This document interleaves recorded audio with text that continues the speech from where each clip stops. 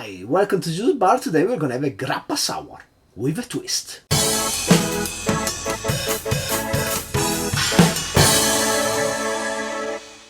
So welcome to Julius Bar. Today we're gonna have a grappa sour and let's start by discussing grappa. I never featured grappa before on my channel, even though I'm Italian, so I should know something about it, but I really don't. And that's because I kinda dislike grappa. Being one of the most popular distillates in Italy, there are a ton of super cheap, crappy grappa in Italy, made from really what's really the bottom of the barrel. And so, growing up, the grappa I got to taste, the few times I got to taste, just tasted like crap. But time have changed. And today the grappa sour I'm gonna propose to you is gonna be based around this Grappa Riserva. So now what's grappa? Grappa is a pomace brandy. Pomace is the leftover from the wine production. You press all the grapes and what's left over, the skins, the seeds, the little blah blah blah. You get those things and then you distillate those things. And that's how you get a grappa. As you can understand, it's not a refined first material like you will say in the case of pisco. The pisco is also a grape spirit, but it's distillate from grape juice.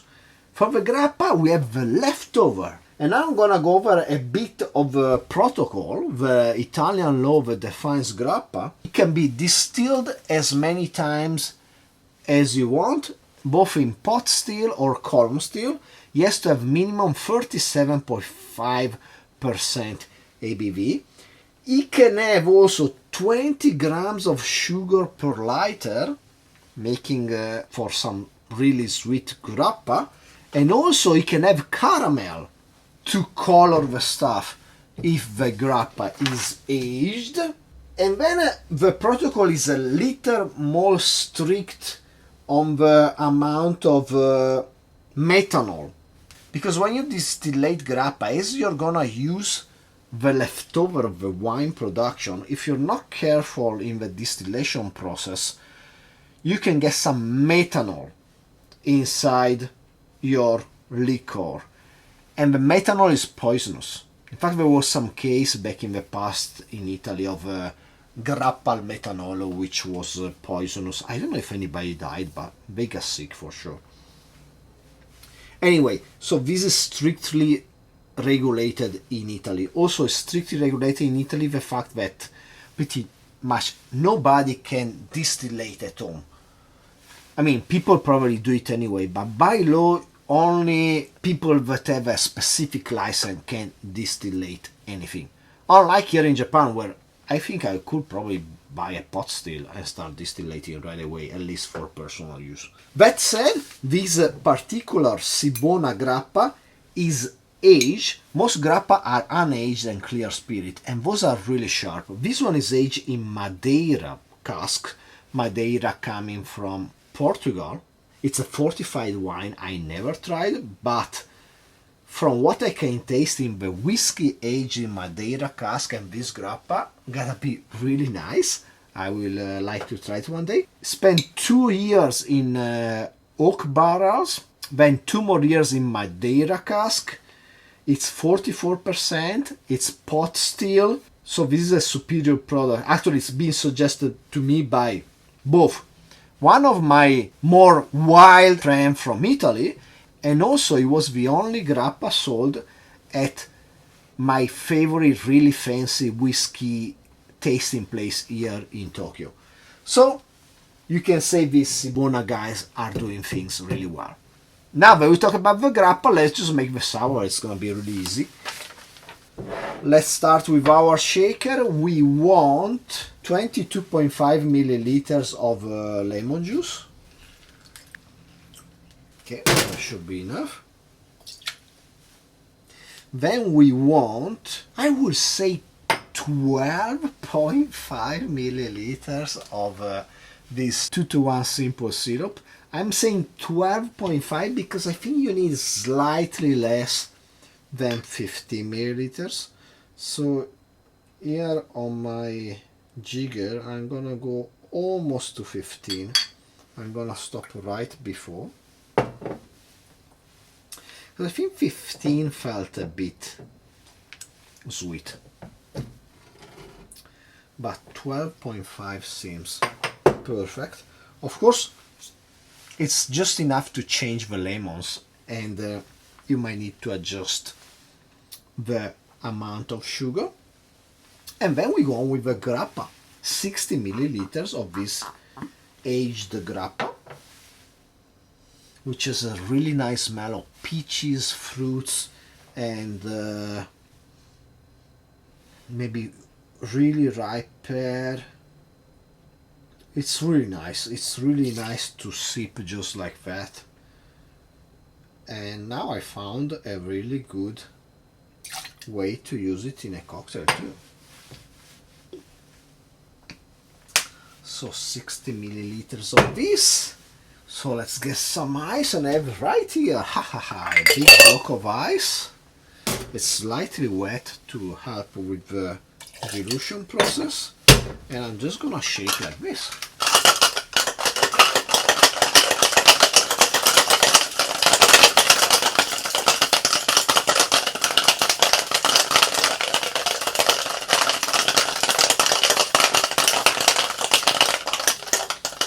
Just one big block of ice, though, doesn't make the nice sound the shake with many cubes, little pieces of ice makes. Anyway, let's strain in our chilled cocktail glass.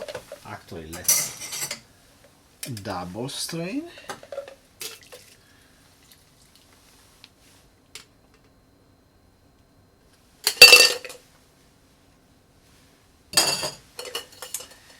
And then what we're gonna do, we're gonna float on top some Punk IPA from Brewdog. Now, from what I found out, these people at Brewdog were a bit of pieces of shit. I don't know, it seems like not the nicest people, and of course they're a bit hypocritical, calling themselves punk, fiercely defiant, and all the other things, where basically nowadays they just became a major global company. They have a distribution center in here, they have a bar in Tokyo and all the stuff. But anyway, what I like to point out is the flavor profile of this Punk IPA, or IPA as we call it in Italy. This kind of grapefruity, lychee flavored beer with a really bitter aftertaste is actually perfect as a substitute for elderflower liquor like Saint Germain. If you want some elderflower liqueur effect, but you want it to be bitter, this is perfect. Also, it's fizzy, so it's gonna help your cocktail even more.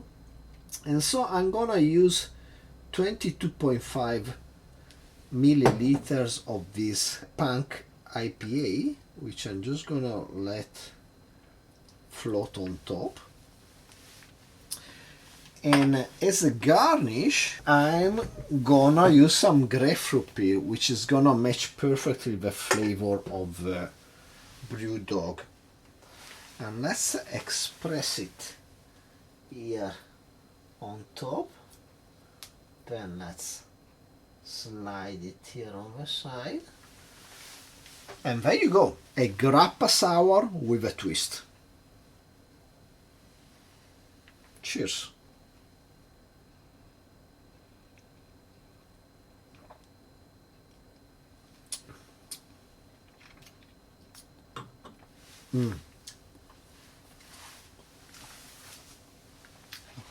This is actually really nice. I love this. As I said, I'm not the biggest grappa fan, but this one is particularly good. So I suggest, if you do this cocktail, use an aged grappa. It doesn't have to be this Madeira one, which is especially good, but I think it's important to have some aging going on in your grappa, so to smoothen out the hardest edges of this spirit that sometimes can be a bit challenging. Yes, this specific flavor, which I cannot describe. I only found it ever in Grappa, and I think it's coming out from the fermentation of the skins of the grapes, but combined with the lemon and then with the IPA, which is really floral, it's really nice. This sour is a treat, man.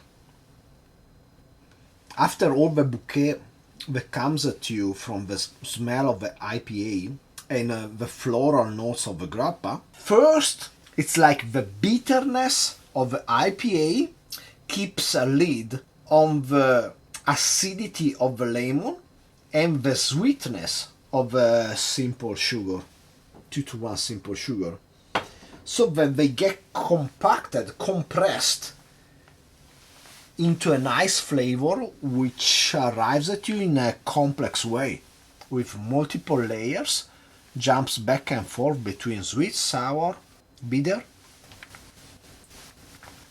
Perfect balance. It's a really good drink. I highly suggest it. So I hope you enjoyed the video. Please like, subscribe, comment down below, share whenever you like, shake yourself a drink, and hopefully I will see you next time. Cheers.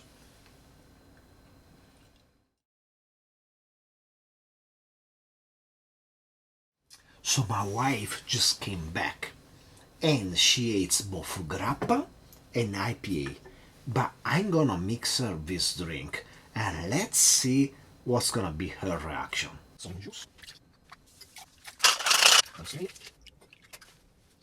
So I'm not gonna reveal her the ingredients. Let's see what she thinks about this cocktail. Please come in. Thank you. Konbanwa. Good evening. Konbanwa. Okay, so this is the cocktail.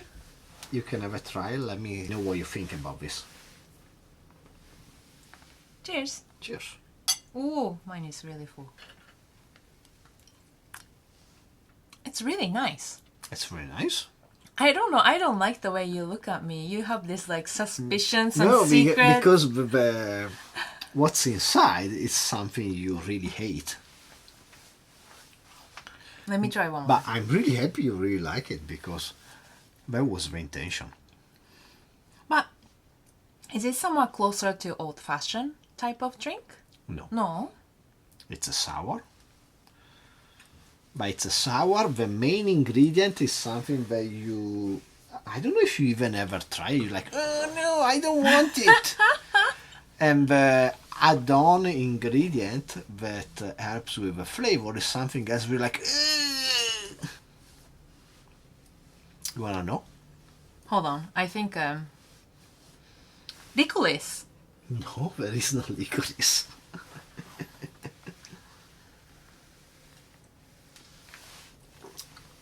I have no idea. So main ingredient is this. Grappa. Grappa. Really? It's a Grappa sour. Can I smell? Yeah, of course.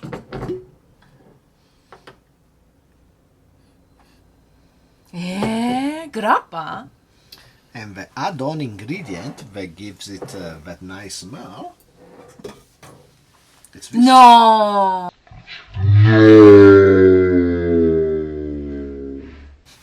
Beer. IPA, No. the super bitter beer. No.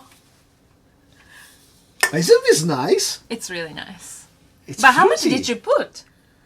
Well, this one's 60 milliliters, like a normal amount for a sour of Grappa. But can I taste this grappa just as a grappa? This is aged 2 years in a oak cask and then 2 years more in a Madeira cask. Grappa.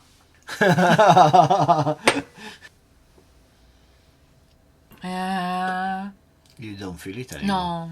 Wait, so grappa and beer and then Lemon and sugar. lemon and sugar. It's good. It is. Good! So win.